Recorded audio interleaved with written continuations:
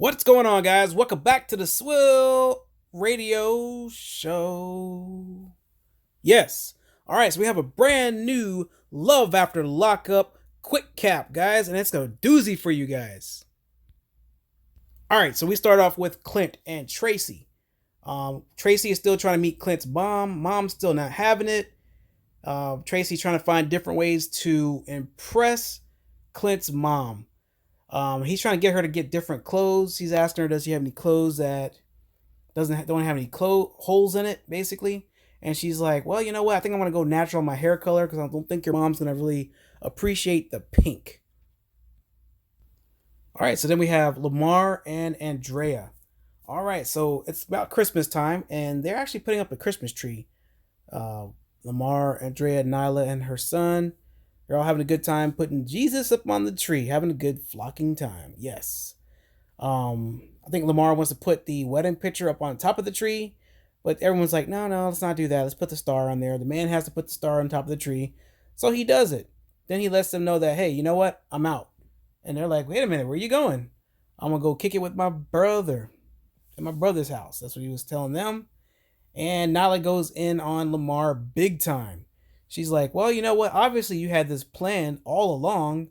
You knew that you were going to go earlier on, that you were going to leave us, and you didn't say anything. You should have at least told us, because we made big plans to have, like, watch Christmas movies and all this and that, but you want to go out and go leave.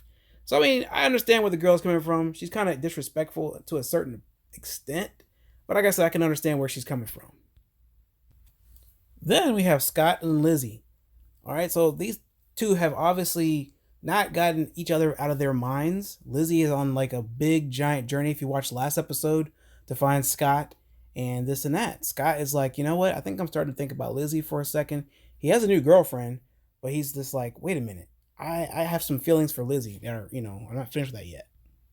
All right, so then we have Sarah talking about her pregnancy with her best friend and how she's about to have the baby really soon. And she would really like Michael to be in the delivery room with her, but she realized that he cannot be there at all. All right, so then we have Megan and Michael. Yes, nice coincidence. All right, so she picks him up somewhat like a chicken dinner. I guess it's from Popeyes or somewhere like that. Trying to figure out where she wants to get the guy. Now, Michael comes on there and says that Megan's not allowed to go in his mom's house, not allowed to be on the porch, nothing like that. So the sister's name is Day Day, and she's like the security guard of the whole situation. Megan pulls up, brings the food to Michael. Michael comes out walking on the driveway, which is full of ice, trying not to fall down and bust his butt on the concrete, which would be a different story for us, of course. All right, so he's definitely wearing an ankle monitor, so it's evident of that. He's got the little GPS monitor. He can't go anywhere without his parole officer's permission, which is pretty lame. Now, Megan boasts that she has a secret, and that's about 2 episodes ago that she was saying about this secret. Now, a lot of people were speculating that she was pregnant, yada yada yada. I've seen some things where they were saying that she was possibly with another guy, but she comes out and tells Michael straight up. She said that she cannot be telling a lie like him, and she's gonna come up clean, basically. So she lets him know that, hey, I've been talking to your friend from prison, and I give him lots of attention. And he's like, what? Did y'all have sex? And she's like, no. And there's a bunch of, like, a cussing match going on between both of them. That wasn't like an argument or anything like that, but Michael was pretty mad, pretty heated with the situation. He said you could have messed with anyone in the city, but you had to pick this guy. So then he goes out and he's like, well, I'm gonna go ahead and I'm gonna leave right now. So he just left out the car. That's pretty much it with that situation. All right, so then we got Marcelino and Brittany. All right, so Brittany's gonna eat, or she's out eating with one of her friends from prison, Sasha, and I think she was getting in trouble again for like a double murder or some type of accessory to a murder. So it's very imminent that she's about to go back to prison. This is possibly her last meal, so to speak, on the outside world with her freedom. And Brittany said, "This is my best friend. It's probably gonna be the last night I get to spend time with her. This is not just you're not just a friend, you're family to me." And yeah, she's kind of hiding this around from Marcelino because he does not. He's very, very, very overprotective of Brittany, and I think she's actually lucky to have this guy. To be honest with you guys, not too many people are gonna be like this guy. He's like her guardian angel, basically. He doesn't want her to get in trouble. Doesn't want her going back to prison. And I think she's one of the only ones on the show that didn't go back in, I think, so far. All right, so then we got Scott and Lizzie once again. Like, this is the couple that probably should never happen, but it did. And she knocks on the door, and one of Scott's friends answers it. It's not the one she was expecting, Jasmine, but it was one of his best friends instead. All right, so Lizzie comes in there. Scott comes in the living room, actually.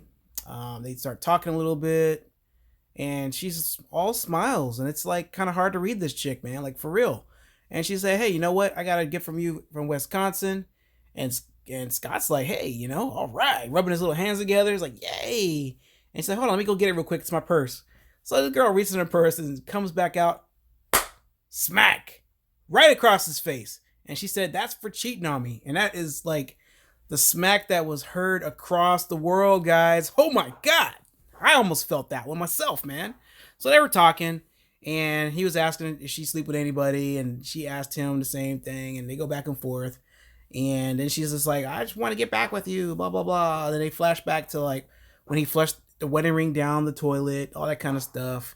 And then she ends it off with, hey, I'm going to take you on a date.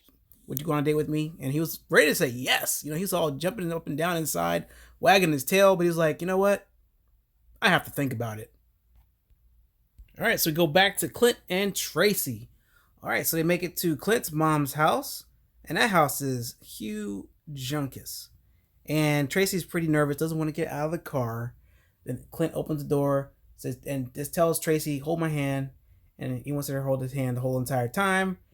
They walk in the house. The mom is coming through the kitchen, and she's looking around the corner, and she's like, hey, you guys are late.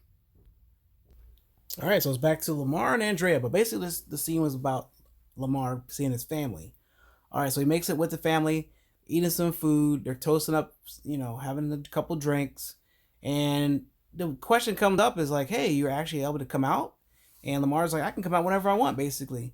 And one of his female cousins was like, hey, nah, you really don't mess with us since you've been with her. She doesn't let you come out. And he's like, I can do what I want, basically. And they're like, aren't you a Mormon now? And he's like, no, it doesn't fit my culture. Then he has his drink. He bottoms it up all the way. And that's pretty much what happened with that scene there, guys. All right, so back to Marcelino and Brittany. All right, so Brittany comes back in the house. Of course, she's been drinking, but she doesn't look very drunk or anything like that. Makes it to the bedroom. Marcelino's like, hey, why are you in so late? And she's like, I was being responsible. Things were happening, whatever the case is. And he's like, I didn't even hear the car pull up. And she said that she pulled up in the ride chair, being responsible. And then he was like, well, I have to take this, Gio, which is the son, the little boy, to school in the morning. How am I going to do that with no car? And she's like, well, you want me to go get the car back? I'll go get the car. I'm trying not to drink and drive, yada, yada, yada. And they go back and forth. And it is kind of like wishy-washy with the whole situation. But, I can feel they're both, from both their sides, I can see how it is. But she actually did a good thing. She didn't drink and drive. She's trying to stay out of trouble. And that's pretty much it with them. All right, so back to Clint and Tracy. They're actually having some brunch with the mom. After she said that you're late, the dad had to go back to work because they were so late. So, Tracy has to meet the dad another time. But the mom was like, hey, I want to make a relationship with you. I want it to be authentic. I want it to be 100% real, whatever the case is. Drugs, not going to be part of it. All right, so this episode ends with Michael and Megan. And they're pretty much talking outside, of course, because they can't go inside the house. Megan's sitting inside the car. Michael's outside in the snow with a parka on. She finally admits that she did kiss his homeboy, basically.